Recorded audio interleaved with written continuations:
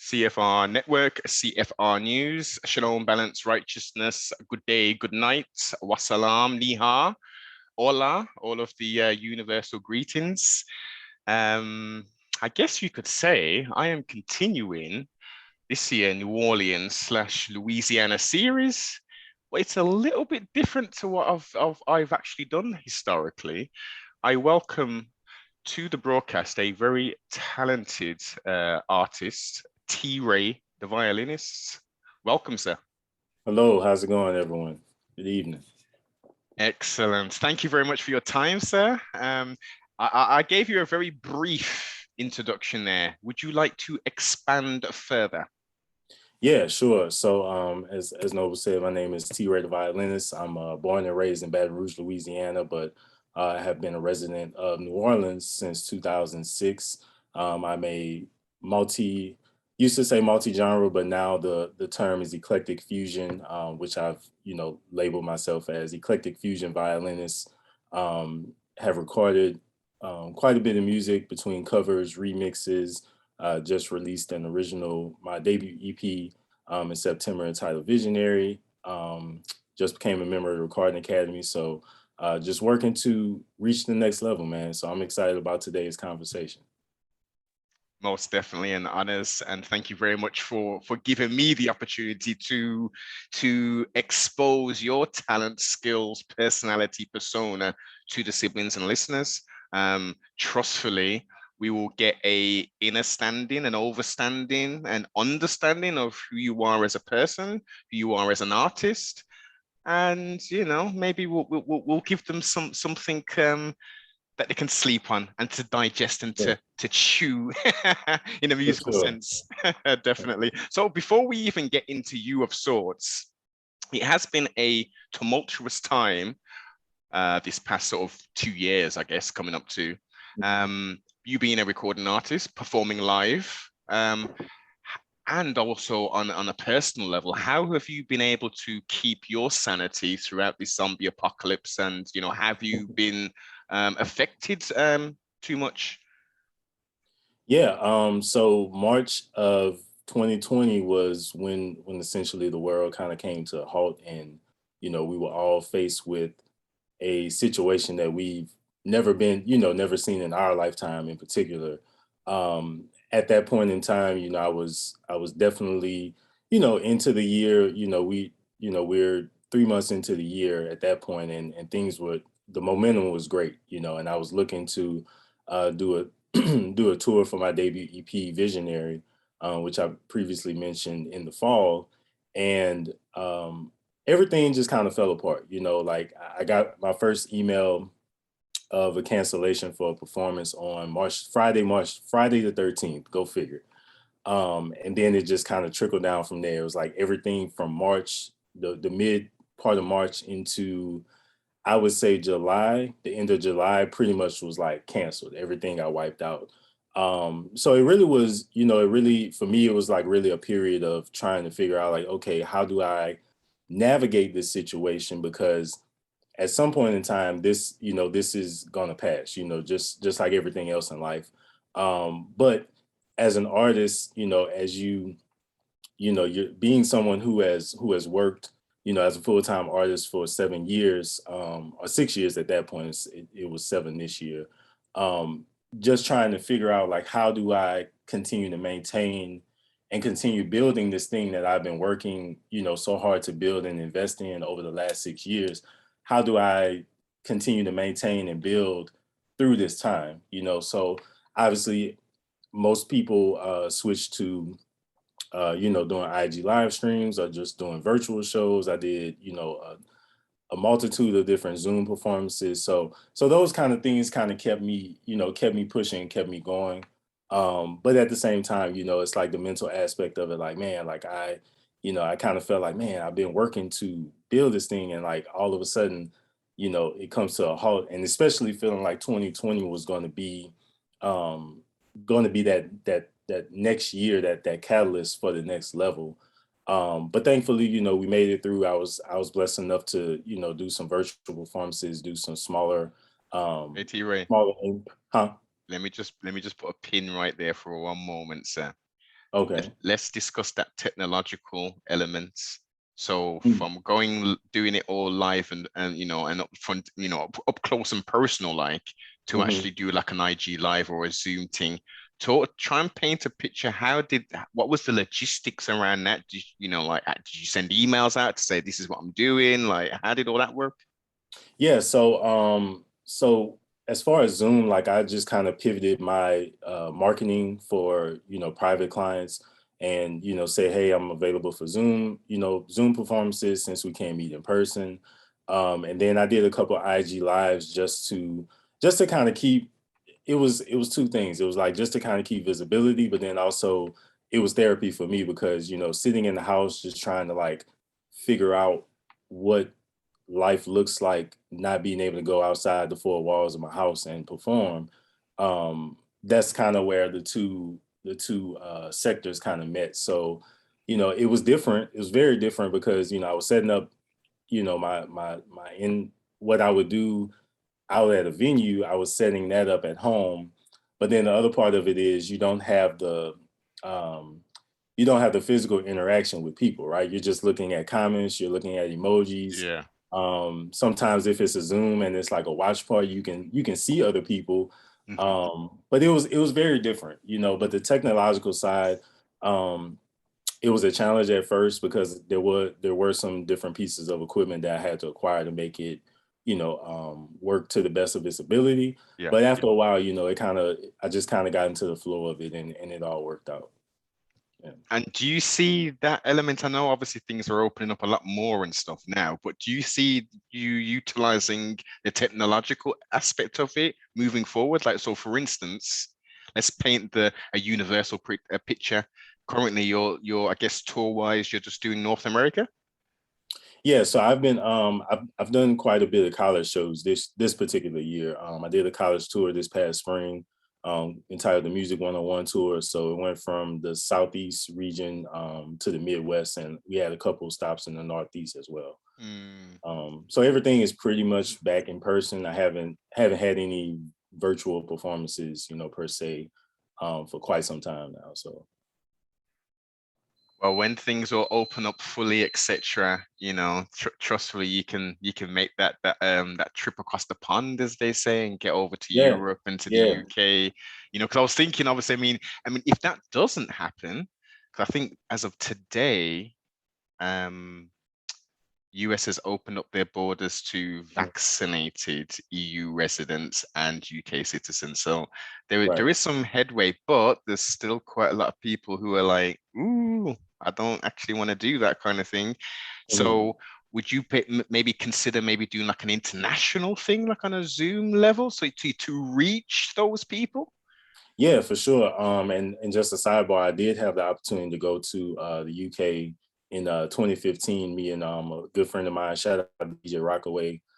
We went to college together, and then we did a tour with a stage play, and we ended up forming our own duo entitled Progressive Existence. And it was built. The idea was built around music that was progressive and not just what you hear on the radio.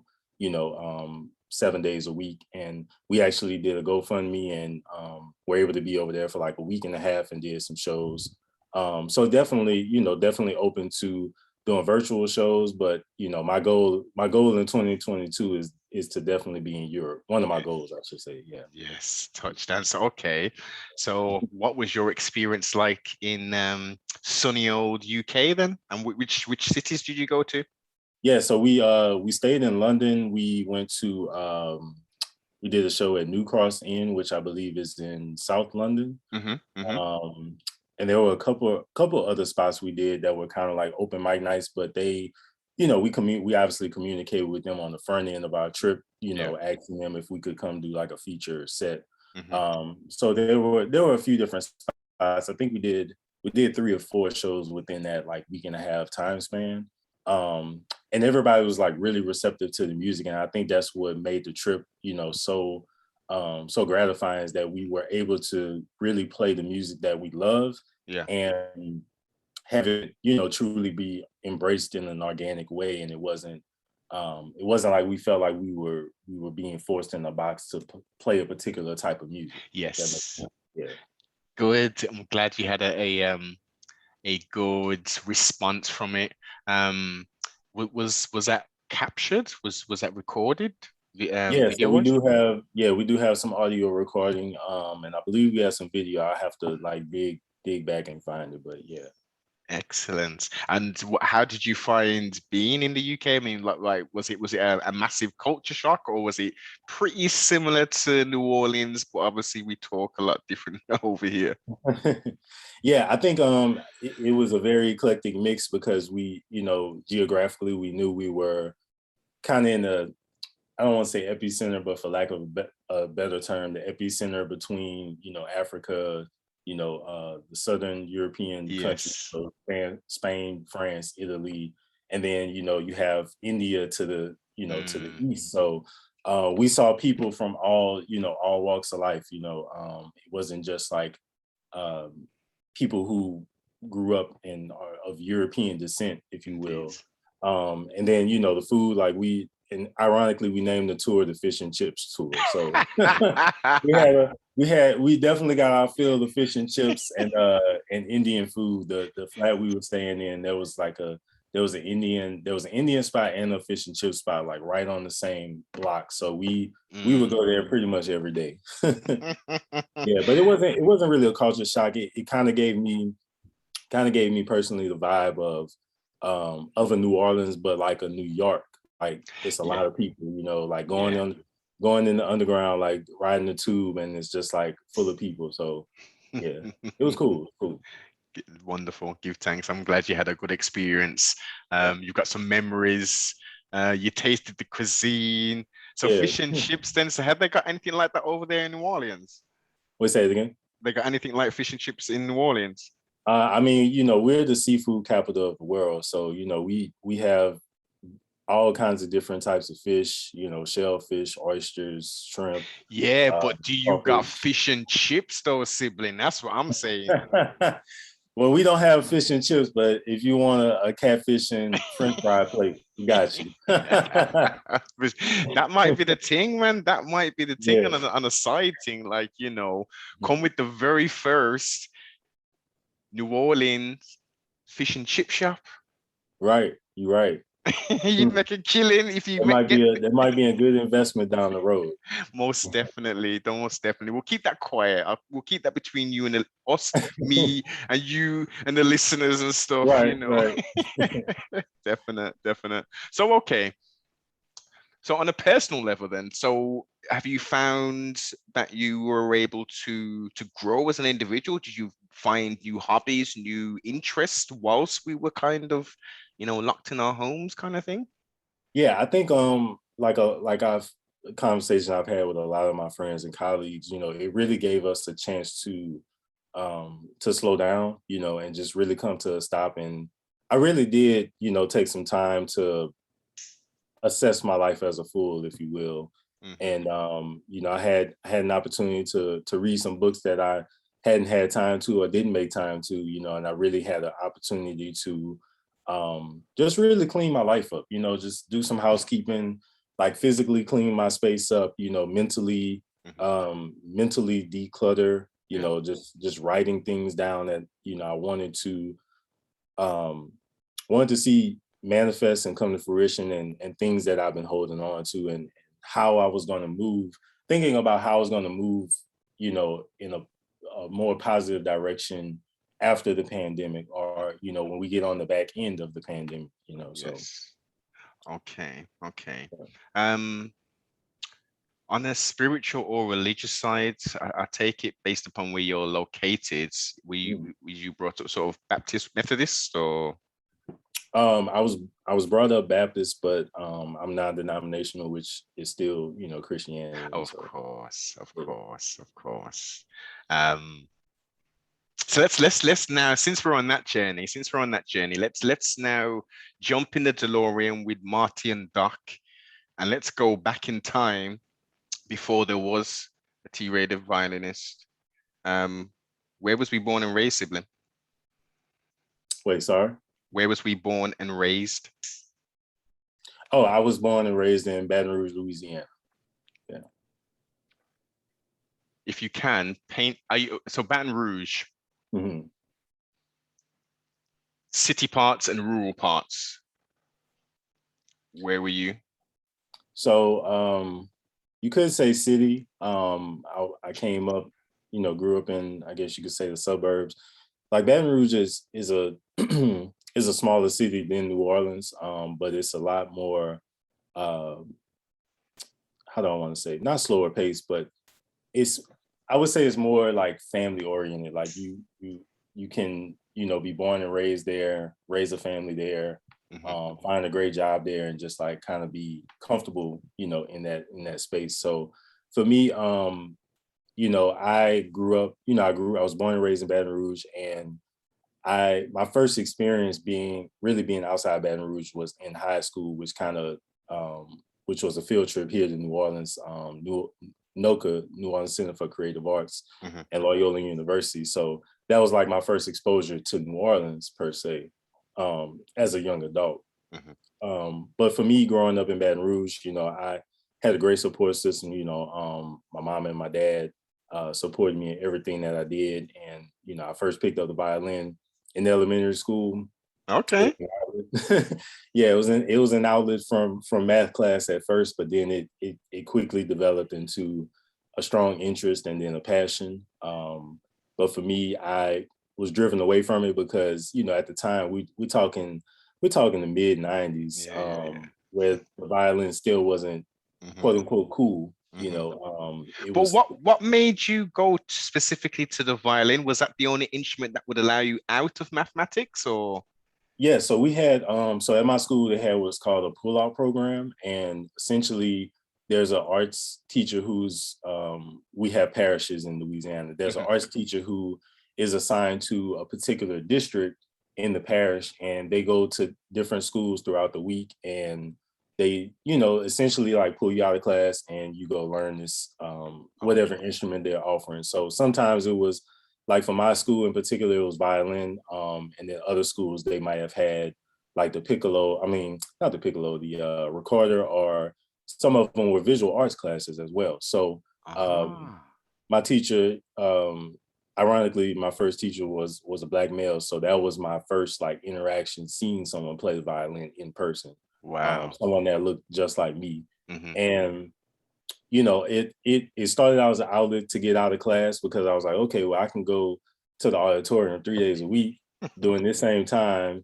and I don't have to be in math class because math wasn't my strongest subject. But then also our teacher, not too many people, were very fond of her. So, so we would leave class and, go to the auditorium for like 45 minutes, 3 days a week. And as the class progressed, you started to see, let's just say the class started out with 30 people in it, right?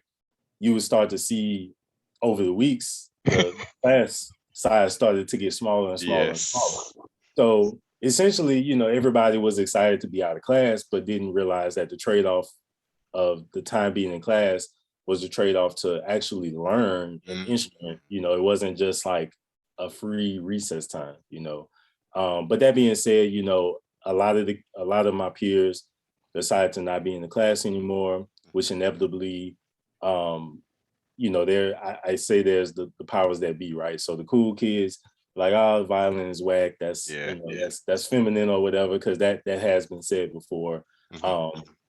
So inevitably, I started getting picked on for playing the violin, and it really was the peer pressure of of my peers and not seeming cool or seeming like an outcast that really drove me away from it in the first place.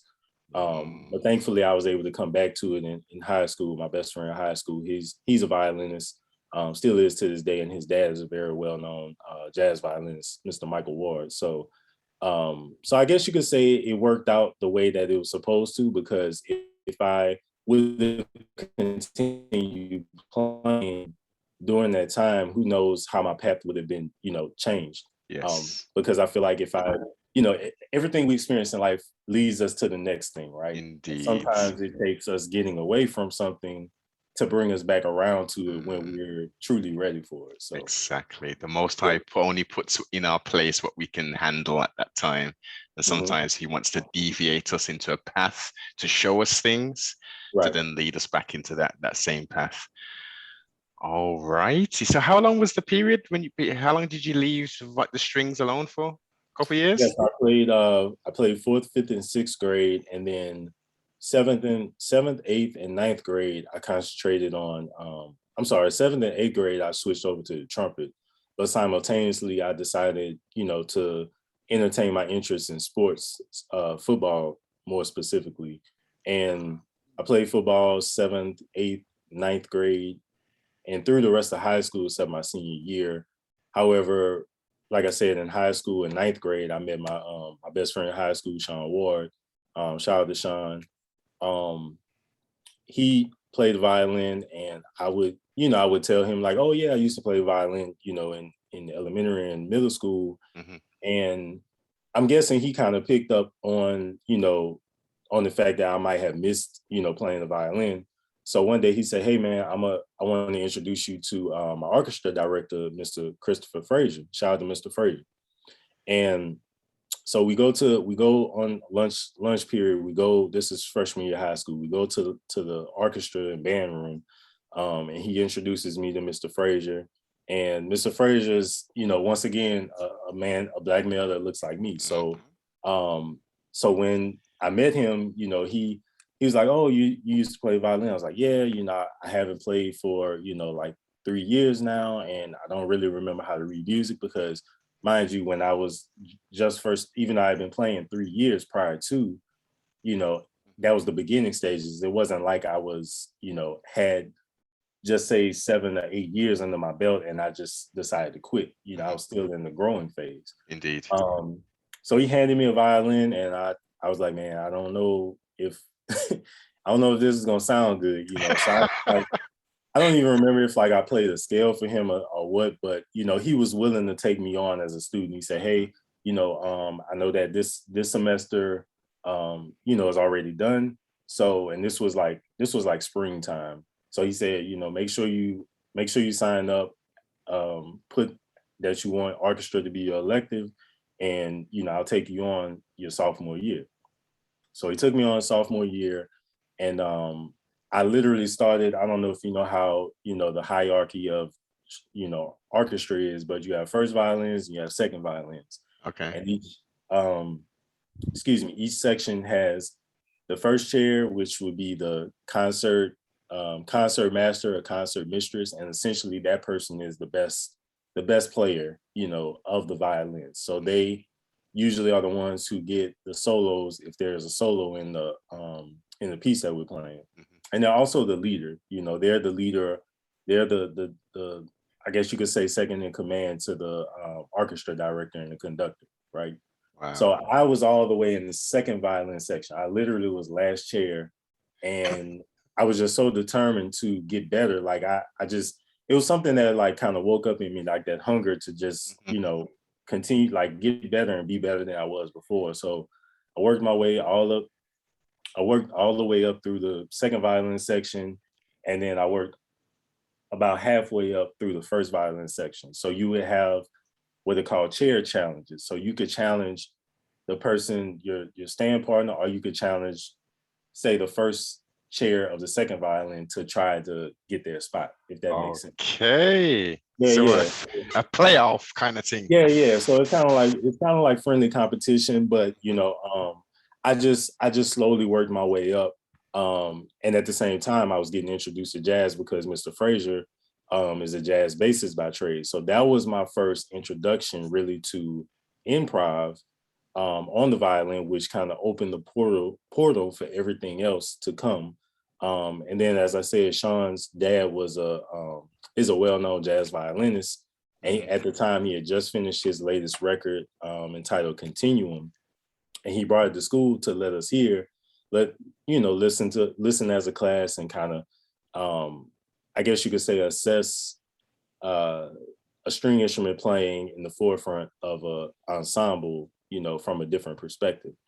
So I asked Sean one day, I said, can I borrow the CD and I'll bring it back, in a couple of days. Hmm. I didn't bring the CD back in a couple of days. I brought it back a couple months later after he kept asking me, he's like, man, I need that CD back. I need the CD back. But I was just that I was just that amazed, and like it was an eye-opening experience to hear contemporary songs that I grew up listening to in the context of a string instrument. Exactly. Yeah. So it blew my mind, and between that and being under the tutelage of Mr. Frazier and learning about jazz improv, it just took me a totally different direction. I loved playing in the orchestra.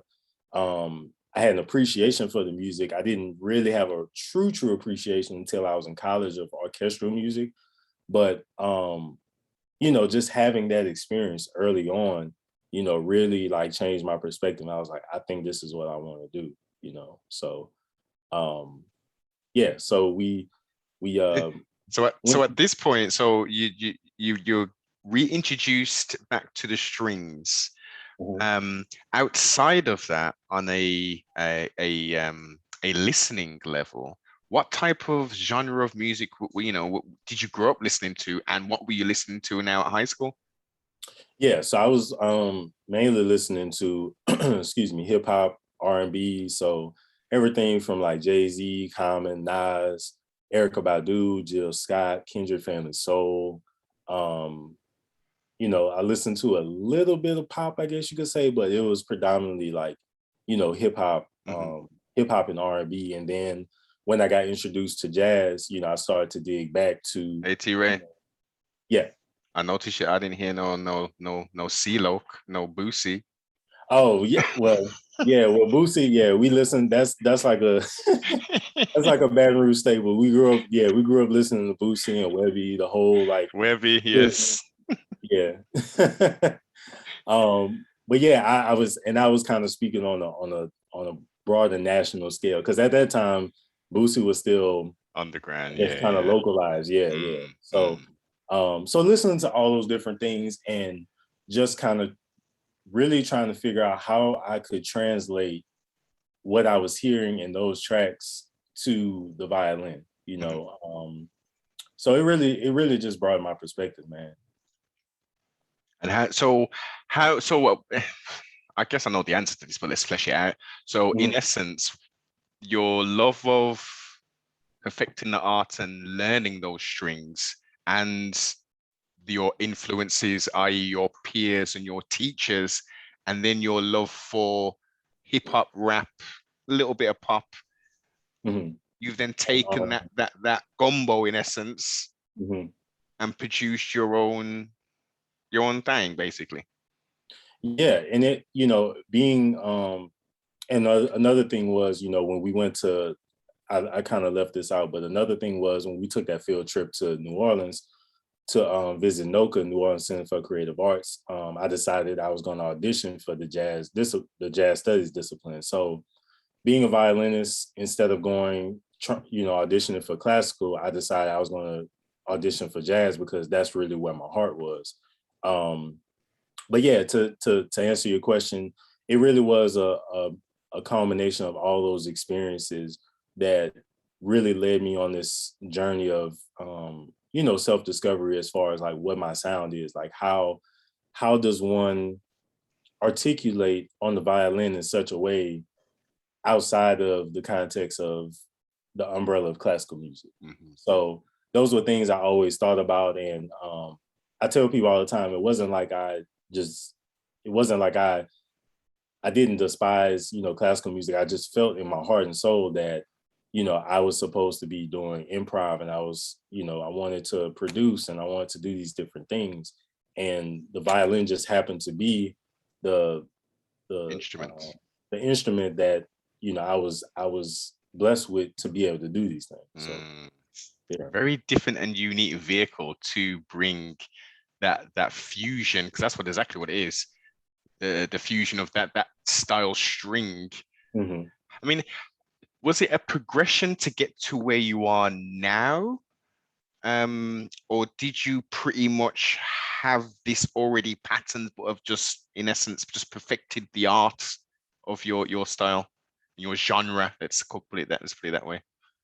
No, I think it was it's been a progression over time. When you're in college, or pursuing a higher education, you're in the system, right? So you have certain things that your classes are requiring you to do, but then you also have, a period of time of room and space to explore and figure out different things. So, and for me, it was a combination. It was kind of a clash of the two worlds. I was discovering and learning in a higher education institution, but then I was also, listening and doing, exploring on my own from a production standpoint to, how to record strings, because, recording violin or strings has a different process from just say recording a trumpet, right? Explain that, So please, Sibling. Explain that to the layman.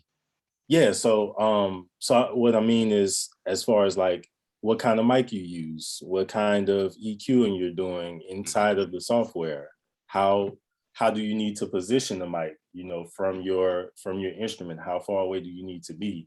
Okay. Um, Things like that. It's the nuances, I guess you could say. Yes, Yeah, totally. the nuances of just recording, but then also, okay, say I have let's take Jay-Z Dead Presidents, right? Mhm. How does a violin sound over Jay-Z, the track for Dead Prez? Like how does that sound? Mm. And I was thinking about those things as I was, working through the system. But then the other side of it is, as a violinist, we're talking about this was I graduated from college in 2012, so I was in school. I did 6 years in school, so because I switched my major from jazz studies and music ed, so I had a little bit more time. Mhm. So anybody out there listening that's currently in college and you coming up on your 4 years and you are not where you want to be, don't don't be so hard on yourself. Trust the process, because you're going to end up exactly where you need to be. Um, and I'm thankful for that 6 years. I will say that. So yeah, so just like trying to really figure out like what is my lane, what is my space, because oftentimes, we're talking, and that's what I was going to say. We're talking about on the back end of Miri Ben Irie doing Apollo and being, seen in Twister overnight celebrity video, and Yeah. working with Kanye, working with John Legend, working with Jay-Z. So the violin, and I'll say this, she's the first to, in my opinion, she's the first to really get a lot of um exposure, on a high level in hip hop, Mm. and in the culture.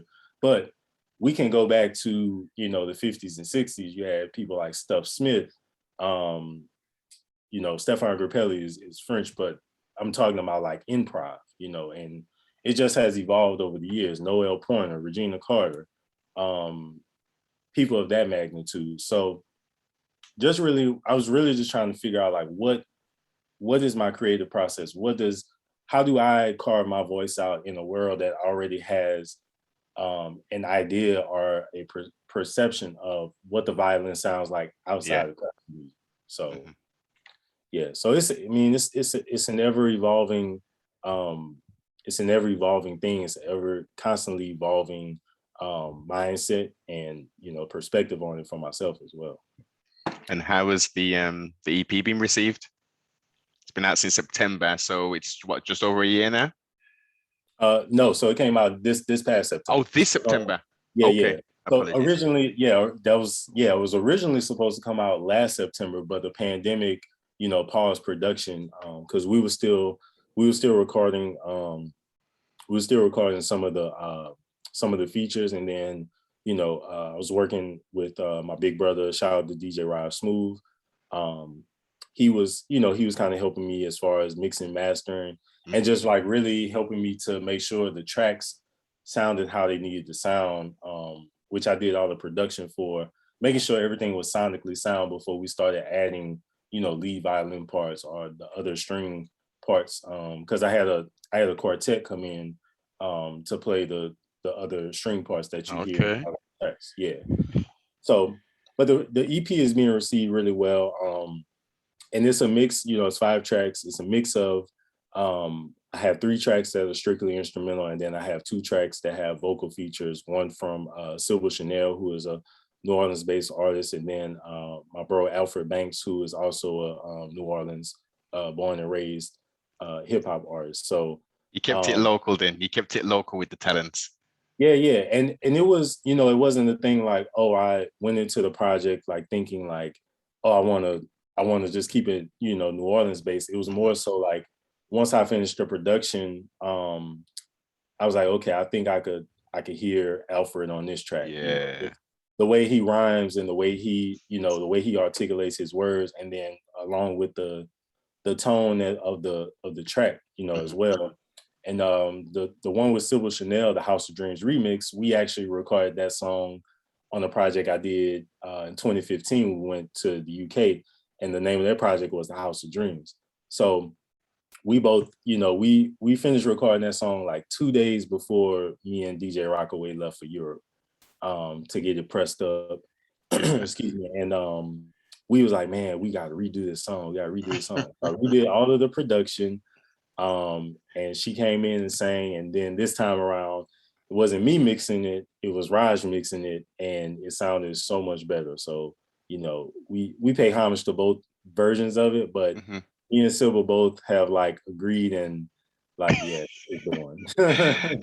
I can see when you're talking about that particular song that elicits some memories, some fond memories of that recording session, that whole musical process. Yeah. And the difference was, the growth. I was at the time when we did the first one, I was not straight out of college, but I was, trying to figure things out. Indeed. And, it was just a labor of love, and this time around, just say so 5 years later, we had a different mindset about it, a more elevated mindset about it. So we definitely did it right this time, for sure. Growth and development, sibling. That's what it's all about. Right. Definitely. So we're in the present currently. What's some of the short-term goals? I know we're very close to the end of the growing year of 2021 now to 2022. So what are some of the short-term goals and sort of aspirations that you've got in mind for for the latter part of this year and next year moving forward?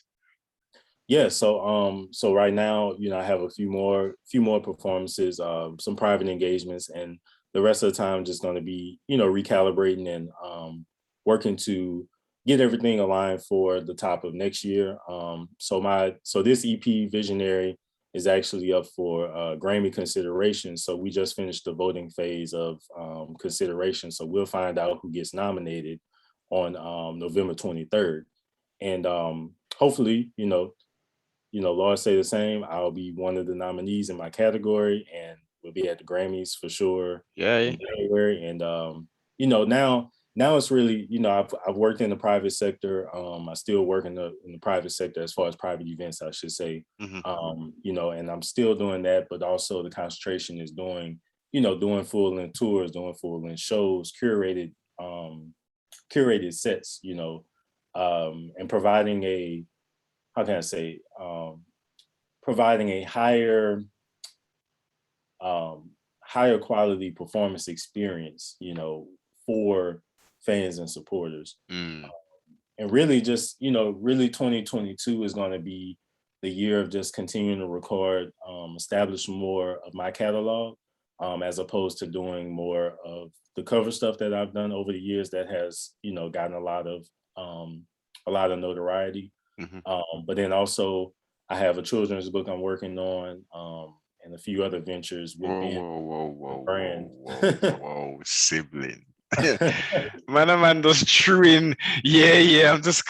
I got a children's book I got going on. So can you flesh that out a little bit more without going into too much detail? I mean, what is this, an audio book? Is this a visual book? Like, yeah, so it's going to be a physical book. And one of the things, so after I graduated from UNO, University of New Orleans in 2012, I taught for a year and a half. And that's why I was talking about when I switched from jazz studies to music education, it took longer to finish the degree program.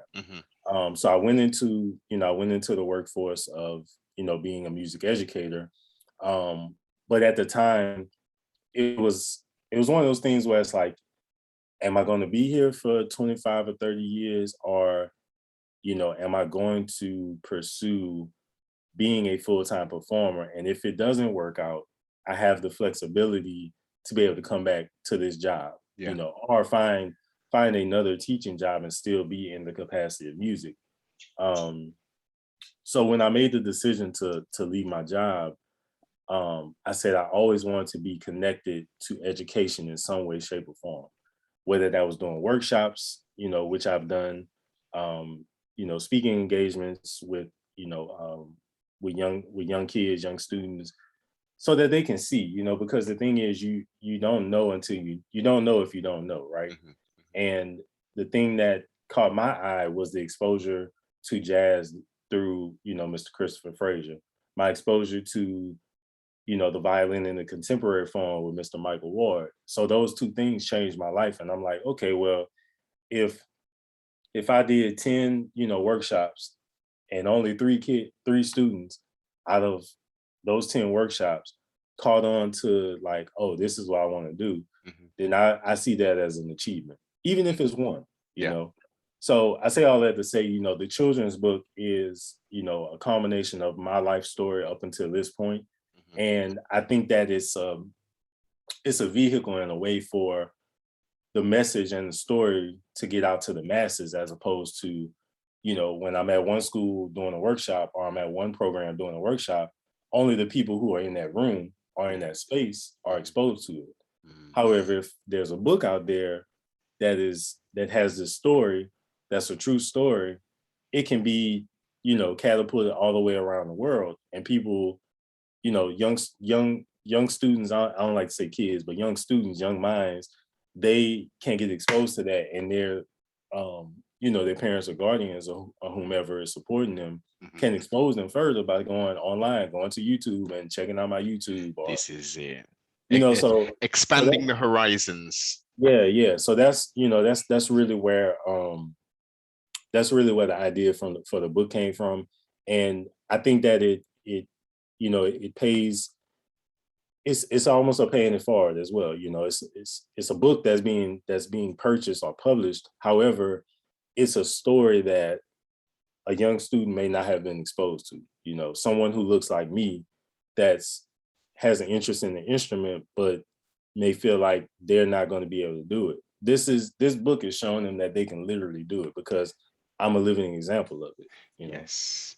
And also breaking the barriers. Breaking the barriers, melanated people aren't generally, associated with the classical arts, strangely enough. I have no reason why. I guess it's just basically down to promotion, isn't it? There is a Mhm. plethora of people who are melanated, who are, you know, Right.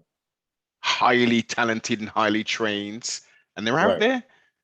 Right. And I tell people all the time, like, they say, man, I've never seen anyone do what you're doing. I'm like, trust me, we out here, Mm, and it's not even just like in the contemporary world. Like, there are a lot of accomplished, classical musicians who are Black, or of, something other than European descent, indeed. and it's necessary. And I think that, and as we're having this conversation, I'm thinking about some of my experiences over the years.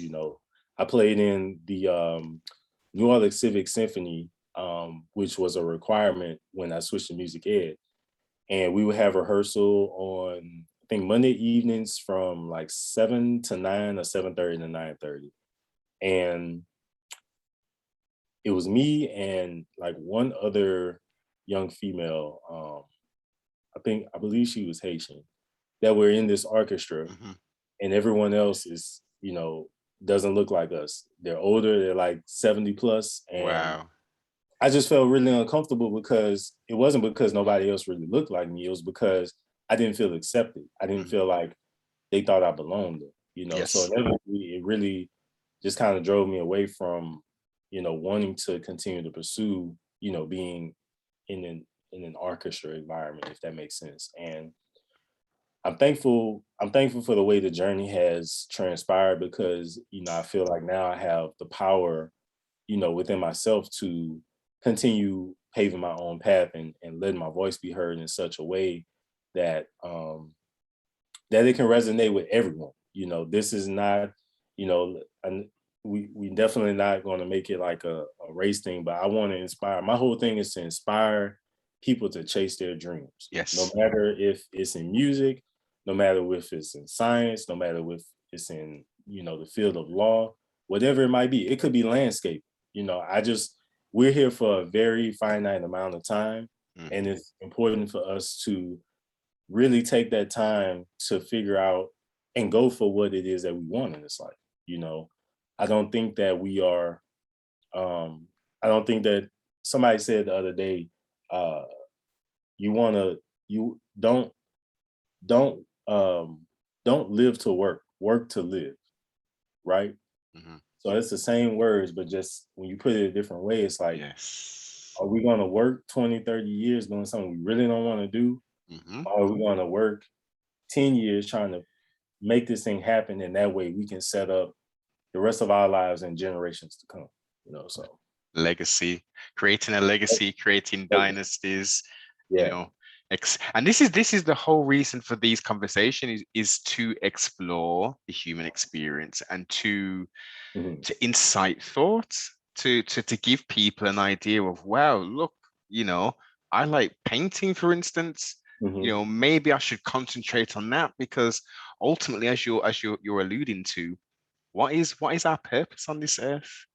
The Most High has granted us access to this three-dimensional plane. Hmm. Generally, you know, Most High willing, for 80 summers, 80 winters, falls, and springs. Mm.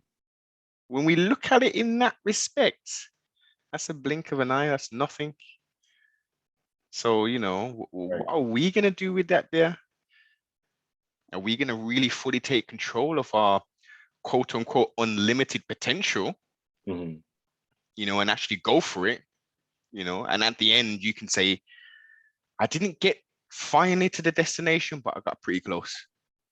Right. And that's the whole thing, you know, because if we're waking up every day, you know, feeling bogged down, right?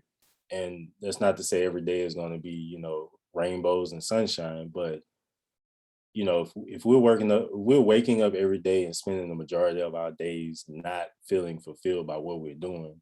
And this is, and let me say this to the audience, you know, this is not about working a 9 to 5 or being an entrepreneur. It's about finding what makes you happy, you know, because you could very well be an entrepreneur and say, okay, I'm not really happy doing this. Let me go into a different situation. Or you could be working a 9 to 5 and say, I'm not really happy with my job situation or my job environment.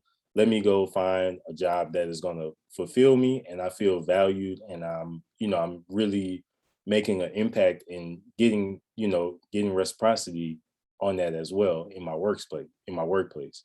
So that's really what it's about. It's really about just finding your why, finding your why and working in your why, and what that looks like for your life and how you can help the next person do the same thing. 100%.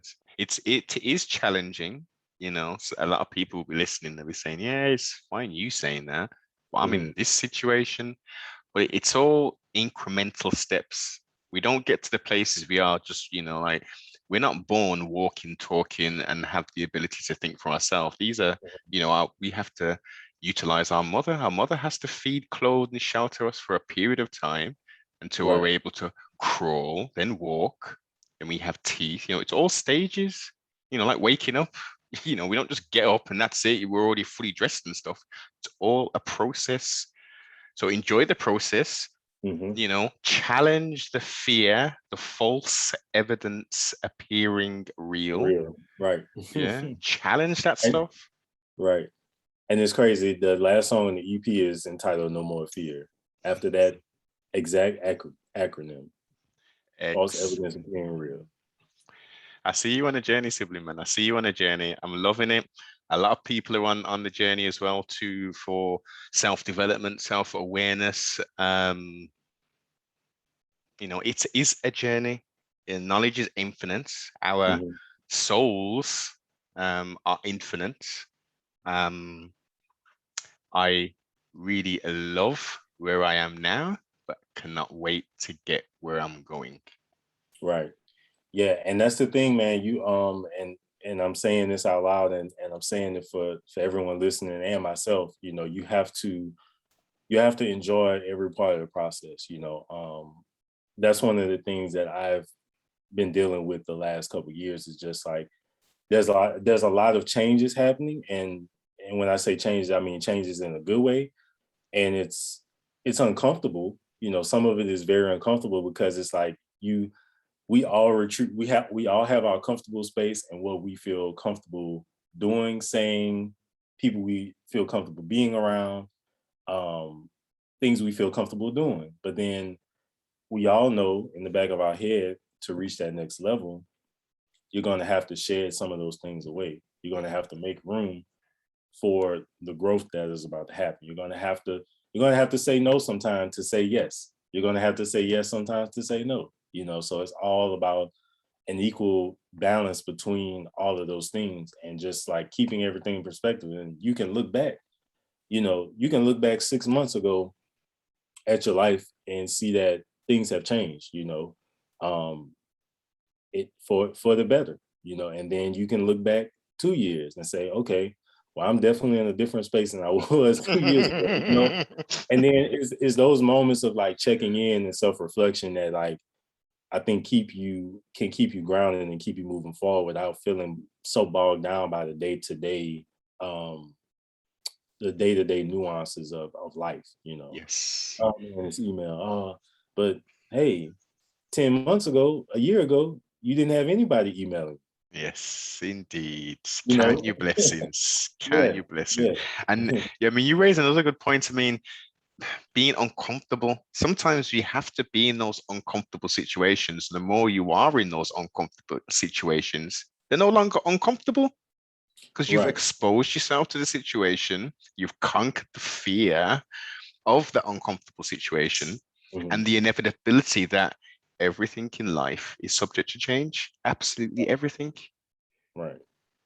We Right. we we love the modality, and as human beings, as you know, as human beings, I won't say creatures, as human beings, we Mhm. like normality, we like routine. We are, you know, we do things on autopilot. I mean, 70% of our lives is driven on autopilot. Yeah, that's crazy, man. That's a large percentage.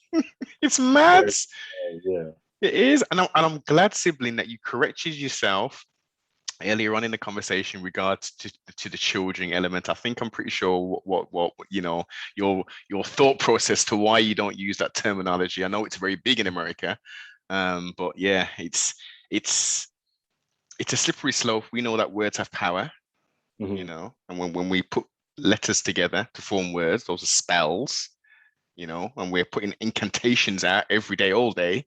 So Mhm. we need to be responsible. We need to be responsible. Um, your music is powerful. Music in itself is powerful. Mhm. Um, but I'm really liking what you're doing, um, challenging the norm and bringing something new, because that's what it's all about. It's creativity, Mhm. um, that breaks that next barrier, you know, that takes us to the next point, philosophically, musically, you know, spiritually, in so many different ways. So I commend you. I applaud you for your work, and I'm pretty Thank sure you. some more masterpieces will be created and produced for our listening ears. Yeah, for sure. Um, are you interested? Would you be interested in working with like singers and rap artists and that sort of stuff? Yeah, so one of the things this year, one of my goals has been to collaborate with different artists. So even though excuse me, even though on the EP we only have, you know, two vocal features, I've been working on stuff with other artists, you know, periodically through the course of this year. So some other singers, some other rappers. So definitely collaboration is where it's at, you know, and it's just a matter of the collaboration being with the right artist and the right fit for, you know, whatever the song might be. Yeah. Indeed, Definitely. indeed. I know your time is precious, so I will wind down the build. Please do throw your social medias out there. How can any artists who are thinking, actually, I want to actually jazz my thing up a little some. Like, what's the Yeah. best way for artists to get hold of you, and what's the best way just for everybody just to follow your stuff and to get a hold of your content? Yeah, so my website is traytheviolinist.com. That's www.trayviolinist.com. My socials, Instagram is T_Ray the Violinist. That's T_RayTheViolinist. Facebook is T Ray the Violinist, and Twitter is T Ray Violinist. Same thing on YouTube, T Ray the Violinist. So if you want to, if you're an artist out there looking to collaborate, you can go to my website and submit the booking. Go to the booking tab and submit and press collaboration, and then we'll see if we can make something happen. Perfect, perfect. Two last questions for you, kind sir. First one being, have you had fun today? Yes, this was a great interview. I'm glad we got to speak on music and life and just like the full 360 spectrum, because it's just not about music. Yes, 100%, sir, 100%. Many people do think, oh, is this just going to be one of those ones? He's going to get his violin out and all. No. Right. Can you play Mask Off for us? This is it, the classic. Yeah. Yeah, we buck trends over here. And give a 360 or even a 720 view on, subject matters and people. Again, I thank you so much for your time. The very last question for you, kind sir. Please tell us who you are, but do not tell us your name. I'm a visionary. I'm someone who likes to inspire, motivate, uplift, and help people find their why. Give thanks. That was quick, that is. That was very quick. Sometimes the guests are like, that was an interesting one. Yeah. How can That I was an answer interesting that? question. Yeah, I appreciate it, man. You're most welcome. I will make sure I put links down below in the description. Please go over and follow. If this is the first time you're listening to this broadcast, do like, comment, subscribe, share. If you're listening to this on the old podcast, 5-star review would be very much appreciated. Tell a friend to tell a friend to tell another friend to tell a sister to tell a brethren to jump on the train.